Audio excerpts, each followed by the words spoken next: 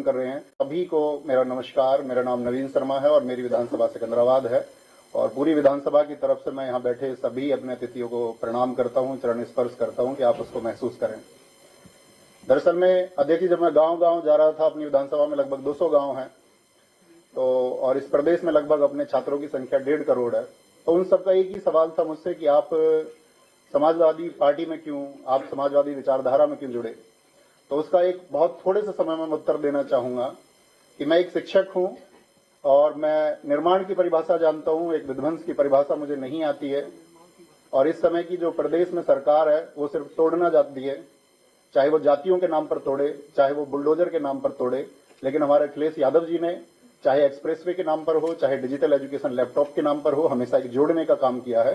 तो एक अध्यापक का घर सिर्फ और सिर्फ समाजवादी पार्टी ही हो सकती है। एक शिक्षित व्यक्ति का घर यदि वो नफरत को छोड़ करके उस पैमाने से देखेगा, एक इंसान के नजरिए से देखेगा, तो उस सबको, इस पूरे प्रदेश को अपना घर समाजवादी पार्टी दिखाई देगा। और साथ में आप जानते हैं कि इस देश में बहुत लोग मन की बात कार्यक्रम कर रहे हैं, लेकिन हमारे नेताजी आदरणीय अखिलेश जी सिर्फ और सिर्फ जन की बात कर रहे हैं। और उस जन में जो पीडीए को उन्होंने आगे बढ़ाने का संकल्प लिया है और जिस तरह से पीडीए की बातों को आगे बढ़ाया जा रहा है, उसी तरह से वो चीजें बुलंद हम सब की नैतिक जिम्मेदारी भी है कि जिस वर्ग को किसी भी तरह से शोषित किया जाता है, उसका शोषण किया जाता है, या जिस वर्ग को वंचित किया गया है, उस सब के लिए हम इंसानियत के नाते खड़े हों। हम बटे ना, कोई हमको बांटने का भी प्रयास करे तो हम बटे ना, और हम कंधे से कंधा मिलाकर के आदरणीय अखिलेश यादव जी को 2027 में बहुत मजबूत बनाए।